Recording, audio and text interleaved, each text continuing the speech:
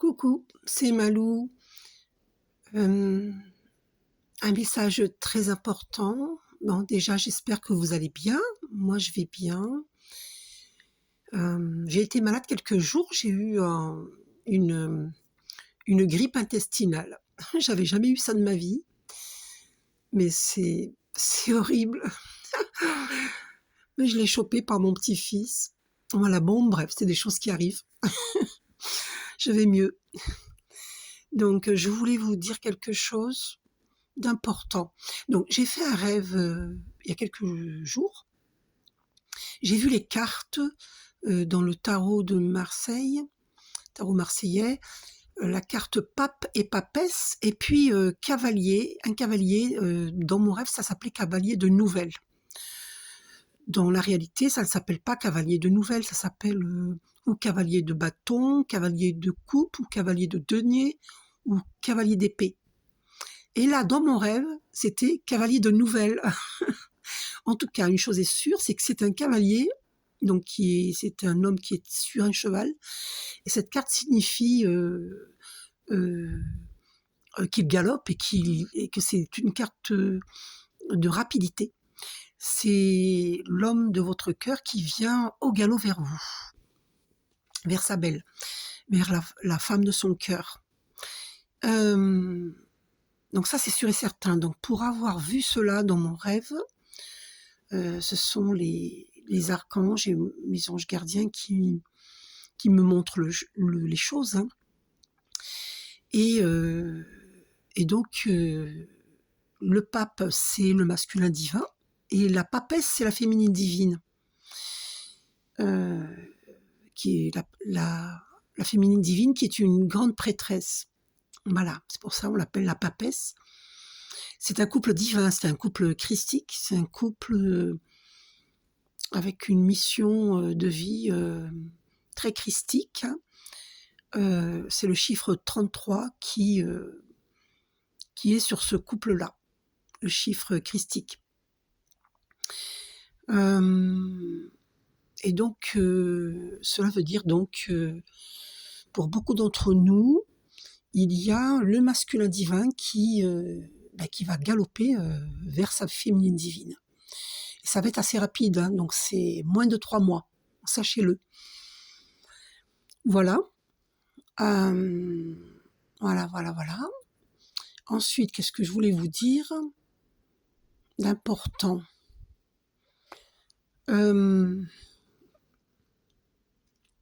Mince, que je me resitue. Qu'est-ce que je voulais vous dire d'important?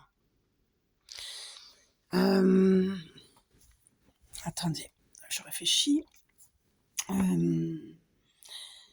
Qu'est-ce que je voulais vous dire? Mince, ça m'échappe, c'est important. Oui, le message que moi je transmets à mon masculin divin et que beaucoup de féminines divines transmettent à leur masculin divin. Si tu as des peurs de manquer, alors c'est inutile de venir vers moi. Si tu as peur de la pauvreté, peur de la mort, peur de vieillir, peur de manquer, peur du lendemain, peur de vivre, peur d'aimer, peur d'être aimé, peur de voyager, peur de tout en fait, peur de la vie, peur de la mort, peur de tout. C'est pas la peine de venir vers moi. Si tu veux venir vers moi, déleste-toi de toutes les peurs. Voilà le message. Je vous donne un exemple. Il y a une personne, en vérité, il y a plusieurs personnes dans ma famille à qui j'ai essayé de montrer chemin par rapport à la peur de manquer.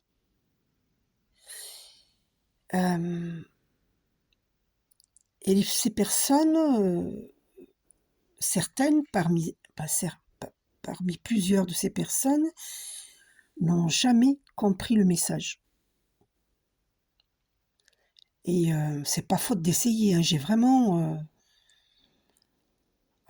sans forcing, hein, mais tranquillement, avec les événements, et à chaque fois, j'ai porté les messages par rapport à la loi de l'attraction, par rapport qu'il faut vraiment se délester de la peur de manquer et faire des prières, allumer une bougie blanche, demander au divin, en expliquant, comme d'habitude, hein, comme je vous ai dit à vous aussi, que le divin respecte notre libre arbitre et que par conséquent ne peut pas intervenir pour nous si on ne fait pas la demande. Ce qui est vrai. Donc premièrement, donc faire des prières, demander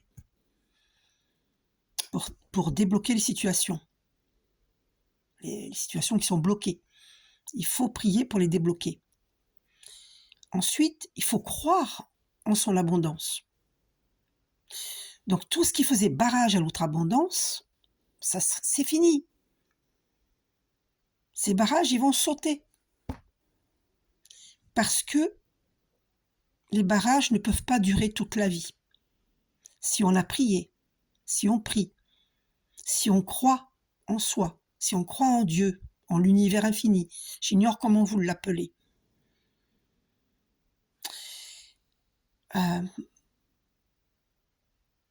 Et donc si on a la foi, mais la foi soulève des montagnes. Rien n'est impossible à Dieu, à l'univers infini. Absolument rien. Dieu est omniprésent. Ça veut dire qu'il est en tout, partout et en tout. Il est omniscient, ça veut dire qu'il sait tout. Et il est omnipotent, ça veut dire qu'il peut tout. Donc s'il peut tout, demandez et recevez.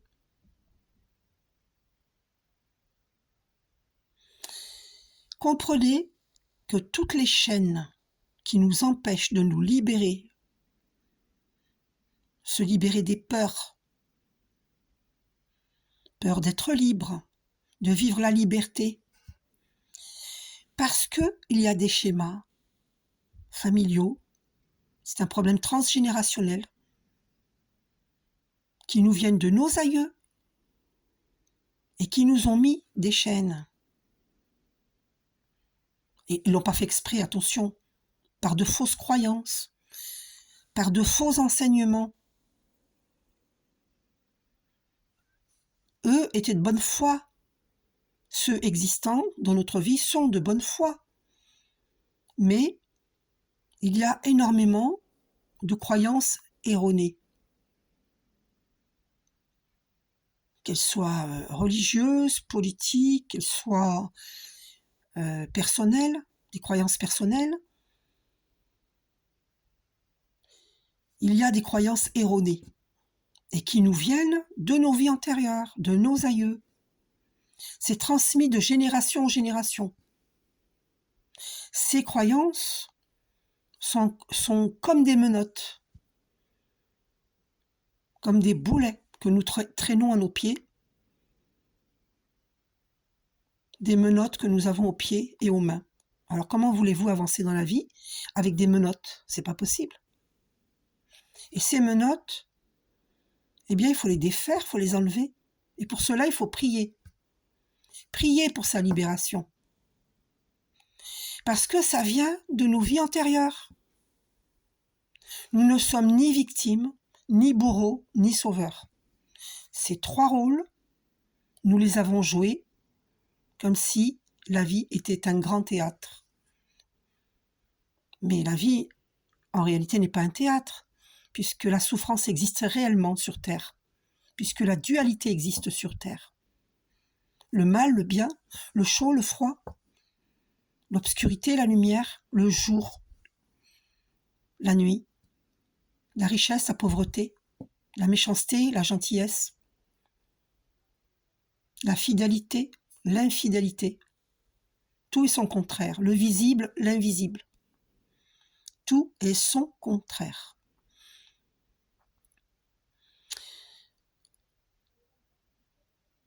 Nous ne sommes ni victimes, ni bourreaux, ni sauveurs. Nous pouvons sortir de tous ces lourds fardeaux qui nous viennent de nos familles, de nos parents. Et nos parents, ça leur vient de nos grands-parents. Nos grands-parents, ça leur vient de nos arrière-grands-parents. Et nos arrière-grands-parents, ça leur vient de leur arrière. Ça leur vient de nos arrière-arrière-grands-parents, etc. De génération en génération, ils ont transmis l'éducation que nous avons reçue, les fausses croyances, leurs fausses croyances, qui ne nous appartiennent pas. Et nous devons nous délester. Jésus avait dit « Je ne veux pas que l'on fasse de mon enseignement une religion. » Alors, de grâce, écoutez votre âme, écoutez votre intuition.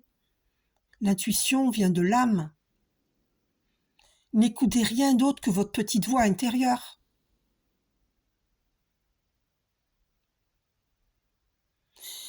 Car la vérité, elle est en soi. Elle n'est pas à l'extérieur de soi. Issus de Dieu, nous sommes divins. Alors pourquoi la vérité serait ailleurs qu'en soi, puisque nous sommes divins? Nous avons la claire connaissance, tout comme Dieu. Non, je ne blasphème pas Dieu, je ne suis pas en train de dire que nous sommes Dieu. On dit que les chiens ne font pas des chats. Eh bien, Dieu, il n'a pas fait... il a fait des êtres divins, voilà. Nous sommes divins. Nous ne sommes pas à la place de Dieu, nous ne sommes pas Dieu, mais nous sommes divins. Issus de Dieu, nous sommes divins. Et on ne peut pas loger un Dieu dans des ruines. Et on ne peut pas loger une déesse dans des ruines. Je ne suis pas en train de dire qu'il nous faut absolument le luxe. Mais pourquoi pas? Si vous rêvez de luxe, c'est votre droit. Et pourquoi pas? Mais bon, pour moi, c'est pas ça vraiment qui rend heureuse. Ce qui rend heureuse, c'est la liberté. La liberté d'être, avant tout. La liberté de pouvoir s'exprimer comme on le ressent. Dire nos propres vérités. Ne pas les étouffer dans notre gorge. La liberté de vivre. La liberté d'exister. Comme on a envie de vivre réellement. Et ne pas être prisonnier d'un tel ou d'un tel ou d'un tel. Prisonnier d'un système, prisonnier d'une éducation, prisonnier de nos aïeux finalement. Il faut se libérer des chaînes que l'on s'est mis soi-même. Ces chaînes, c'est nous-mêmes qui nous sommes enchaînés. À croire que nous sommes obligés de... Non. Croyez-vous vraiment que Dieu, ou l'univers infini, j'ignore comment vous l'appelez, croyez-vous vraiment qu'il nous a mis des chaînes? Eh bien, pas du tout. Nous nous les sommes mis nous-mêmes. Et donc, j'en reviens pour ne pas perdre le fil. Je pense à une personne en particulier dans ma famille à qui j'ai dit cesse de t'inquiéter pour l'argent. L'argent, ça vient, ça part, ça circule. Tout est énergie. Eh bien, face à moi, cette personne a eu une voiture immatriculée 777 devant sa voiture. On roulait, on était sur la route. Et elle a récupéré une somme d'argent qui lui appartenait. Bien sûr, c'est pas une très très grosse somme d'argent, mais c'est une somme d'argent qui aide sur le moment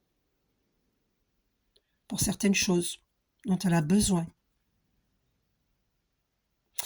Eh bien, cette 177, ce sont les archanges qui viennent dire « Cesse de t'inquiéter ».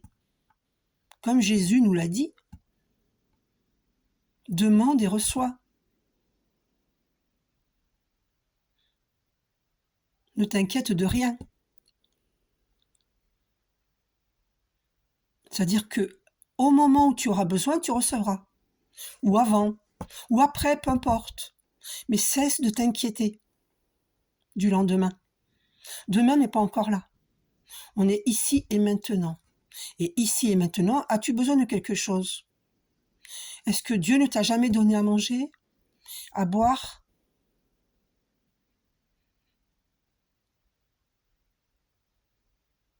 André Siméon, un grand guérisseur qui a quitté ce plan terrestre, paix à son âme, disait, il avait dit à une amie à moi, si tu as faim, mange, tu as soif, bois.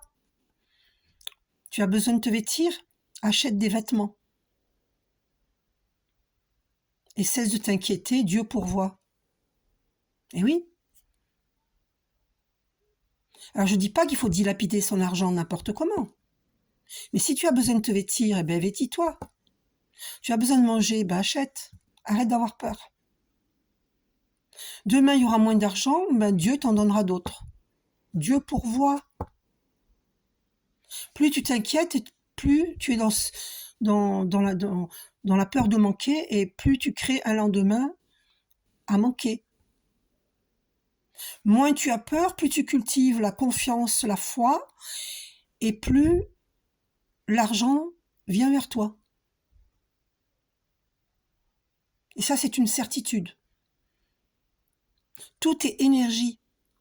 Et la pensée que tu aimais, la parole que tu aimais, l'action que tu aimais, montre comment tu penses, comment tu parles, comment tu agis.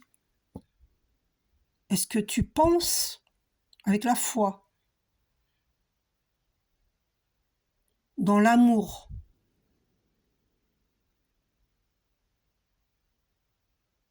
l'amour pour toi-même, l'amour universel? Souhaites-tu l'abondance à autrui, comme tu te la souhaites à toi-même? As-tu peur d'avoir de l'argent? Crois-tu que l'argent est sale? Mais non, l'argent n'est pas sale. L'argent est énergie. On en a besoin pour payer son loyer, ses factures, pour voyager, pour aller en vacances, pour offrir des cadeaux aux êtres que nous aimons, et bien d'autres choses. Donc l'argent est énergie. Il va, il vient, il va, il vient, il circule. Il est énergie. Et il ne faut pas le thésauriser. Et n'ayez pas peur de donner à quelqu'un qui mendie. Parce que Dieu vous le rendra au multiple. Il sonde nos cœurs, Dieu. Il sait quelle est notre générosité.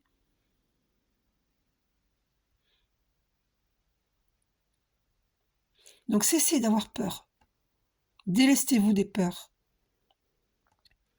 Une féminine divine telle que moi-même, où j'en suis actuellement, je ne pourrais pas partager ma vie. Le jour où je vais refaire ma vie, être avec quelqu'un, un homme, eh bien je ne pourrais pas être avec quelqu'un qui a peur de manquer, parce qu'il va me saouler. Mais il va me saouler. Parce que moi, ça me fait pas peur de manger une soupe de lentilles. Et de remanger le lendemain une soupe de lentilles. Ça me fait pas peur. Cela ne veut pas dire que je suis condamnée à manger que des soupes de lentilles. Non. Parce que je suis comme vous. Moi aussi, je cultive la foi dans cette abondance, l'abondance qui est un état naturel en nous. Parce que, même si on le sait, il y a toujours nos travers qui nous viennent de nos vies antérieures. On a vécu la famine dans des vies antérieures. Alors on avance dans cette foi, et puis après on recule. Et c'est partout pour tout. On avance, on recule, on avance, on recule. Nous devons cesser de reculer. Nous avons à avancer et à nous délester des peurs. C'est comme les addictions. Nous avons à nous délester de ces addictions. Elles nous empêchent d'être heureuses. elles nous empêchent d'être réellement nous-mêmes. Et ces addictions, il ne faut pas se culpabiliser, c'est juste comprendre que elles compensent quelque chose. Une peur, un manque. Un manque qui n'est pas, c'est dans notre tête que ça se passe. C'est du mental. C'est pour ça qu'il faut se recentrer le plus possible. Et pour se recentrer, il faut vraiment être à l'écoute de son cœur, de sa petite voix intérieure, aller dans la nature, se réénergétiser en visualisant du vert et manger du vert et respirer l'air frais, l'oxygène. Inspirer, expirer profondément, très souvent, pour dissoudre toutes les énergies denses que la terre va purifier. Les exercices de respiration doivent devenir un réflexe quotidien. Être conscient de sa respiration et respirer profondément pour éliminer toute tension. Et à travers des méditations, les tensions, elles s'en vont. Et les peurs s'en vont. D'où l'importance de bien respirer.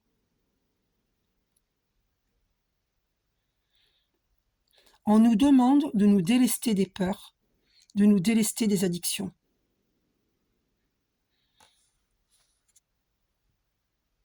Je vous envoie tout mon amour, beaucoup de lumière. Je vous aime. Et je vous transmets que le divin vous aime. Prenez soin de vous.